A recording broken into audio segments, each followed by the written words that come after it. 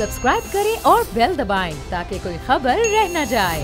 हुकूमत ने मौका दिया है ना, हुकूमत ने मौका फराम किया। यही हुकूमत तब्दीली के वादे और दावे करती थी। फिलहाल तो ये फेल हो गई है, फिलहाल तो ये फेल नज़र आती है। मैं यही बात जरा आगे बढ़ाऊंगी। पीजे मीर साहब, हुकूमत के जो मुआशी अहदाफ थे वो तो वो हासिल ना कर पाई है, और अभी हम देख रहे हैं कि जो अभी भी तमाम तरह सूरत हाल है महंगाई की, वो सबके सामने है। तो जो बात करें मुर्तज़ा कि भाई मौका तो दिया गया, अब इस मौके को कौन इस मौके पर चौका लगाता है और इस फिल इन द ब्लैंक्स को कौन फिल करता है, तो ये तो फिर हुकूमत का ही कसूर हुआ। हुकूमत खुद मौके दे रही है लोगों को।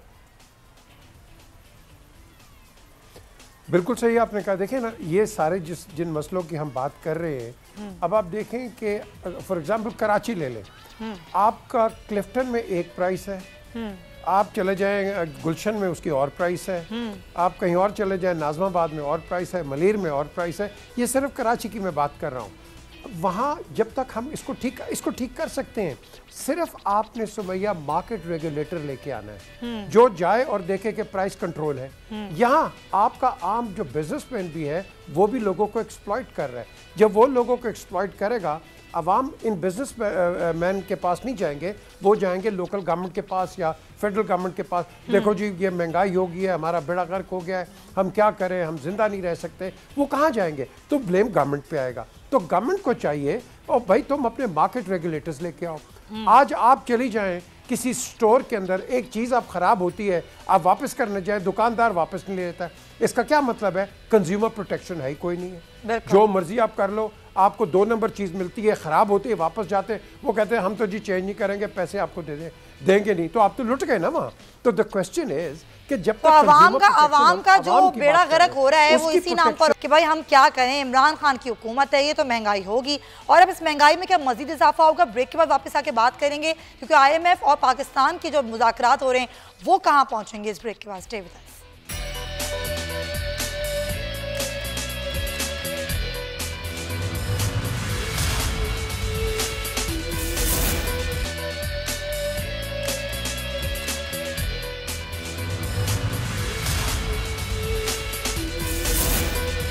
वेलकम बैक जनाब। IMF और पाकिस्तान के दरमियान मुज़ाकरात जारी हैं, और ये जो मुज़ाकरात हो रहे हैं वो तीसरी किस्त के हवाले से हो रहे हैं। IMF ने जो जारी करनी है वो तकरीबन $54 करोड़ की ये तीसरी किस्त होगी। इस पर जायज़ा इजलास हो रहा है, क्योंकि 3 फरवरी से शुरू हुआ और अब 13 फरवरी तक जायज़ा इजलास जारी रहेगा, और एक मिनी बजट लाने की पाकिस्तान तैयारी कर रहा है। तो ज़रा इस पर बात करते हैं। उमर हयात हमारे नुमाइंदे हमारे साथ हैं। उमर, ज़रा बताइएगा, ये जो कल से शुरू हुआ है जायज़ा इजलास, इसमें क्या पेशरफ सामने आई हैं? FBR ने क्या क्या इस पर मालूमात दी हैं अब तक है IMF को?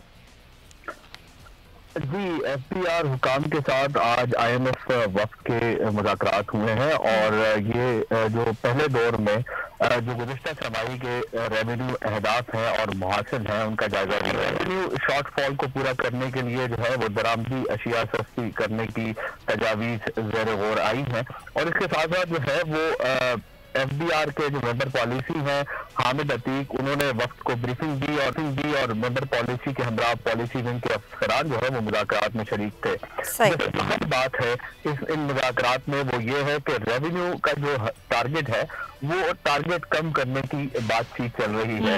इससे पहले हमने ये देखा कि टारगेट जो है वो मौजूदा हुकूमत ने जो रवां साल के बजट में रखा था वो 5,550 अरब रुपए का टारगेट रखा था। फिर IMF ने उस टारगेट को कम किया।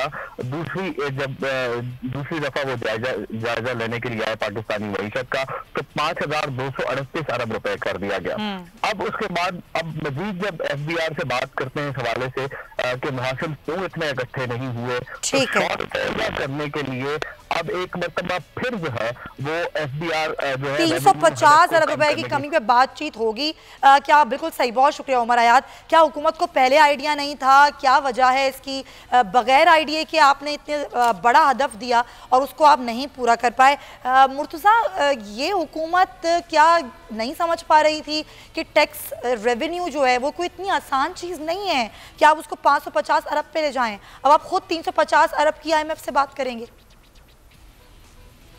बिल्कुल दुरुस्त है आपकी बात, क्योंकि अगर हम ये देखें कि मुख्तलिफ लोगों की जानिब से कभी डैम फंड, कभी कोई फंड जो शुरू किया गया, तो उसमें कितने पूरी दुनिया ने जोर लगाया, पूरे पाकिस्तान के तलबा तालबात मुलाजमीन सब ने जोर लगाया, तो उसमें अब देखें कितनी रकम पड़ी है।